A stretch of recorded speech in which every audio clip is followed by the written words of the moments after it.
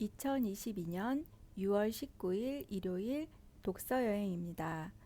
오늘은 물고기는 존재하지 않는다를 다 읽었는데요. 독후 활동을 한번 해보도록 하겠습니다. 책을 다 읽은 다음에는 나의 생각을 한번 정리하면 좋습니다. 저자가 말하고자 했던 것이 무엇인지, 그리고 내 생각은 어떻게 변화되었고, 새롭게 알게 된 것은 무엇이며, 내가 생각하는 핵심 문장은 어떤 건지 하나하나 정리해 보면 많은 도움이 됩니다. 이 물고기는 존재하지 않는다라는 책은 작가는 아마도 그 모든 것을 바라볼 때 범주를 깨고 의심을 해보라고 그런 말을 하는 것 같습니다. 그리고 지구에 있는 모든 생명체에 대해서 다양성과 복잡성을 인정해주자 이런 말을 하고 있었던 것 같고요.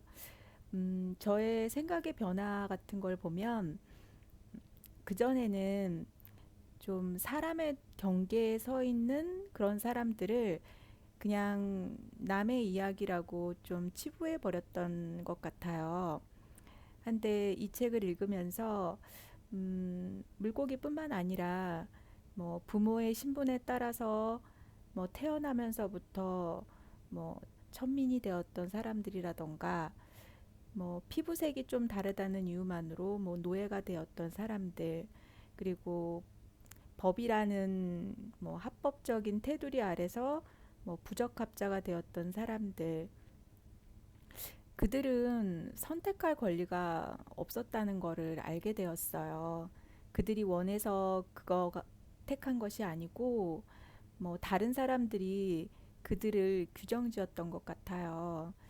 근데 그 규정지었던 사람들은 과연 다른 사람들을 판단할 만큼 위대한 사람들이었을까? 뭐 그런 생각을 한번 해봤습니다. 그 새롭게 알게 된 것은 음, 물고기를 좀 다시 보게 되었고요. 그냥 나도 모르게 물속에 산다고 다 그 친구들을 어류라고 넣었던 것 같은데요. 그래도 많은 특이점이 있는 물고기들이 있다는 것을 이번 책을 통해서 알게 되었습니다. 그리고 내가 생각하는 핵심 문장은 좋은 과학에 대한 이야기 같습니다.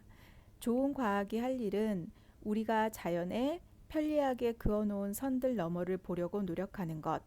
당신이 응시하는 모든 생물에게는 당신이 결코 이해하지 못할 복잡성이 있다는 사실을 아는 것이다. 이게 이 책의 핵심 내용인 것 같고, 좋은 과학이 되려고 과학자들은 노력해야 된다. 그런 의미에서 이 문장을 뽑았습니다. 다음은 3 키워드인데요. 책을 읽기 전에는 다른 세계, 존재, 삶의 질서 이렇게 되었던 3 키워드가 책을 다 읽고 난 후에는 존재, 겸손, 이름으로 바뀌었습니다. 존재를 뽑은 이유는 작가가 이야기한 것처럼 지구상에 있는 모든 생물체는 그 살아있는 것만으로도 그 가치가 충분히 있다. 이렇게 저는 이해를 해서 존재를 뽑았고요. 겸손을 뽑은 이유는 그렇게 존재하는 것만으로도 가치 있는 생물들에 대해서 사람이 함부로 그 가치를 평가하는 것은 안 된다. 그래서 자연 앞에서, 우주 앞에서 사람이 하는 것이 틀릴 수도 있다라는 전제를 항상 가지고 겸손한 자세로 임해야 된다라는 생각이 들어서 겸손을 뽑아봤습니다. 그리고 세 번째는 이름을 뽑았는데요. 이름이 상당히 중요한 거라는 걸 이번에 깨달게 되었고요. 우리가 이름을 볼 때 그 사물에 대해서 모든 것을 설명할 수 있는 게 이름이어야 되는데 그 이름을 그냥 그대로 받아들이지 말고 이름 뒤에 있는 내면을 좀 통찰해 볼 수 있는 노력을 기울이면 좋겠다라는 생각이 들어서 이름을 뽑아봤습니다. 다음은 질문을 한번 나눠볼 건데요. 나에게 물고기란 어떤 의미인지 한번 생각해 보았습니다. 제가 생각한 물고기는 음, 기존에 있던 관습이라던가 우리가 알고 있는 과학적인 지식들, 그리고 우리 사회에 통용되고 있는 다양한 기준들, 내가 지금까지 알고 있던 모든 것이 물고기일 수도 있겠다라는 생각을 했고요. 어, 이런 물고기를 포기하게 되면 무슨 일이 일어날까 한번 생각해 봤습니다. 좀 난해할 수도 있는 문제여가지고 처음에는 그냥 어, 헤엄쳐 다니는 물고기, 걔가 정말 어류가 아니라는 거를 인정하면 무슨 일이 일어날까? 나는 과연 물고기를 어류가 아니라고 인정할 수 있을까? 한번 생각해 봤더니 음, 불편한 거예요. 그래서 제가 살아가는데 굳이 물고기가 어류든 아니든 저한테 크게 영향을 주지 않더라고요. 그래서 저는 그냥 물고기를 어류라고 부르기로 했습니다. 그 작가인 룰루 밀러의 아버지한테 아버지, 물고기는 존재하지 않아요. 아버지, 어류를 어떻게 생각하세요? 라고 물었더니 그 과학자인 아버지가 이렇게 이야기했습니다. 아이고, 나는 그게 뭐든 아직 내가 해방되지 않은 것으로부터 해방되기에는 너무 늙었어.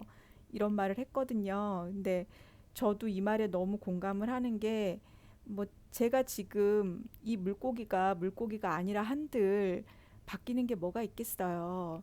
저는 그냥 물고기는 어류라 생각하고 살려고 합니다. 그리고 이제 어, 작가가 얘기했던 나에게 물고기란 이제 그 질문을 한번 들어가 보면 제가 생각하기에 제가 알고 있는 뭐 관습이라던가 사회에 통용되는 기준들 중에서 제가 포기 못하는 게 뭐가 있을까 한번 봤더니 제가 교육을 포기를 못하더라고요. 근데 누구나 다 알죠. 우리나라에 지금 교육이 문제가 많다는 걸. 그냥 주입식으로 해서 국영수 위주로 해가지고 아이들을 그냥 수능 시험, 대학 입시 시험에만 집중해서 교육을 시키는 것은 정말 좋은 일이 아니다라는 걸 너무나 잘 알고 있는데 저도 이 물고기를 포기를 못 하겠는 거예요.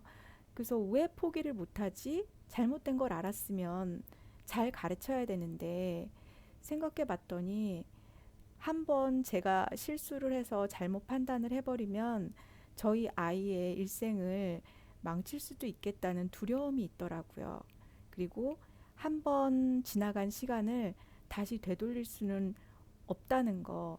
그게 제가 지금 현재 교육 제도를 포기 못하는 이유인 것 같아서 알지만 이게 물고기가 잘못됐다는 것도 알고 교육제도가 잘못됐다는 것도 알지만 저는 그냥 평범한 사람이기 때문에 문제는 인식하되 그거를 과감하게 깨고 나올 수 있는 그런 용기는 없구나 그런 생각을 했습니다. 근데 뭐 이런 상황 속에서도 정말 용기 있고 과감하게 자기의 의견을 내세울 수 있는 사람들은 아이를 좀 다르게 가르치기는 하더라고요. 그런 걸 보면 그런 사람들이 정말 대단한 사람들이고 범주를 깬 사람들, 틀을 깬 사람들, 물고기를 포기하고 더 많은 넓은 세상을 보는 사람들이 아닐까 그런 생각을 해봤습니다. 여러분들한테 물고기는 뭐였는지 궁금하고요. 물고기를 포기하실 수 있을지 그것 또한 너무 궁금합니다. 다음은 책을 다 읽은 후에 일상생활에서 내가 적용할 수 있는 점을 한번 찾아보는 겁니다. 저는 다른 거를 떠나서 뭐 데이비드가 했던 일들이 결국에는 조금 사회적으로 안 좋은 영향을 끼치기는 했지만 그래도 데이비드가 갖고 있었던 그 그릿이라는 것 그것만큼은 참 본받고 싶다는 생각이 들었고요. 그릿은 이런 거였잖아요. 긍정적 피드백이 없는데도 매우 장기적인 목표에 로봇처럼 뛰어들게 해주는 것, 재능, 창의력, 친절함, IQ는 다 잊어라. 순수한 그릿이야말로 앞으로 나아가게 해주는 바로 그것인 것 같아. 열심히 노력하는 것. 그 노력은 그 어떤 타고난 재능보다 값지고 큰 역할을 한다고 생각합니다. 그래서 저는 음, 앞으로 꾸준히 독서도 하고 이렇게 유튜브라는 공간을 통해서 제가 읽었던 좋은 구절들을 나누면서 소통해 보려고 합니다. 전문가가 아닌 평범한 일반 독자가 감동받은 구절과 느낀 점들을 나눠 보았는데 듣기에 어떠셨는지요? 저는 좀 서툴지만 유튜브 촬영을 하면서 많이 재밌었습니다. 그리고 새로운 것도 많이 알게 되었고, 할 수 있다는 자신감도 좀 생기게 되었던 것 같아요. 그래서 제가 독서를 시작하면서 이 좋은 구절을 좀 나누고 싶은데 같이 이야기할 사람이 없는 거예요. 그랬는데 이 공간에다가 저의 이야기를 풀어놓을 수 있어서 많이 감사하고 행복했던 시간이었던 것 같습니다. 다음 시간에는 6월의 두 번째 책을 가지고 돌아오도록 하겠습니다.